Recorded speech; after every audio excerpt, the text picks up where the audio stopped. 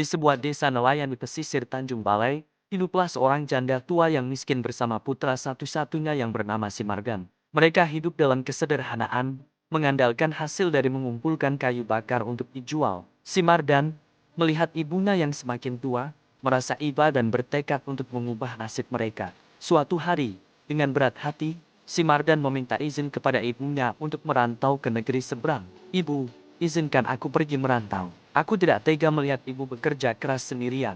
Aku berjanji akan kembali sebagai orang sukses dan membahagiakan ibu," ucap Simardan sambil memegang tangan ibunya yang keriput. Dengan berlinang air mata, sang ibu memberikan restunya. "Pergilah, nak, doa ibu selalu menyertaimu. Jangan lupakan ibu dan kampung halamanmu." Tahun-tahun berlalu, di negeri seberang, Malaysia, Simardan bekerja dengan sangat giat. Keuletannya membawanya pada kesuksesan besar. Ia menjadi seorang saudagar kaya raya, memiliki kapal-kapal besar, dan bahkan mempersunting seorang wanita cantik dari keluarga terpandang. Kemewahan dunia telah mengubahnya, hingga suatu hari, Simardan memutuskan untuk kembali ke kampung halamannya. Bukan karena rindu, tetapi untuk memamerkan kekayaannya. Kapal layarnya yang megah dan mewah berlabuh di dekat desanya. Kabar kedatangan saudagar kaya bernama Simardan dengan cepat menyebar ke seluruh desa. Mendengar nama putranya disebut, ibu Simardan yang tua renta merasa sangat bahagia. Dengan langkah tertatih, ia berlari menuju pelabuhan untuk menyambut anak yang sangat dirindukannya. Setibanya di sana, ia melihat Simardan berjalan dengan gagah bersama istrinya yang anggun.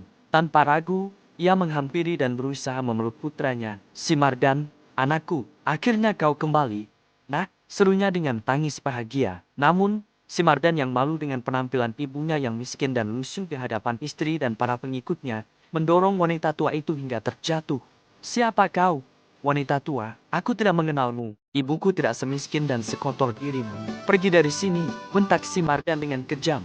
Hati sang ibu hancur berkeping-keping. Rasa sakit karena penolakan anaknya jauh lebih perih daripada luka di tubuhnya. Dengan hati yang pilu, ia menengadahkan tangan ke langit dan berdoa, "Ya Tuhan, jika benar dia adalah Simardan, anak yang telah kulahirkan dan kubesarkan dengan susah payah, tunjukkanlah kuasamu atas anak yang durhaka ini." Seketika, langit yang cerah menjadi gelap gulita, angin kencang bertiup, dan ombak laut yang tadinya tenang tiba-tiba mengamuk dahsyat, menghantam kapal megah Simardan. Dalam sekejap, kapal itu hancur berkeping-keping. Simardan, istrinya, dan seluruh hartanya tenggelam ke dasar laut. Ajaibnya, di lokasi tenggelamnya kapal itu, perlahan-lahan muncul sebuah daratan baru yang kemudian dikenal sebagai Pulau Simardan. Konon, para pengikut dan istrinya berubah menjadi kera-kera putih yang menghuni pulau tersebut sebagai saksi bisu dari sebuah legenda tentang anak yang durhaka. Pesan moral dari cerita ini adalah, hormatilah dan sayangilah orang tuamu, terutama ibumu. Jangan pernah melupakan jasa dan pengorbanan mereka. Tidak peduli setinggi apapun pangkat dan sebanyak apapun hartamu. Karena restu Tuhan ada pada restu orang tua, dan murka Tuhan datang bersamaan dengan sakit hati mereka.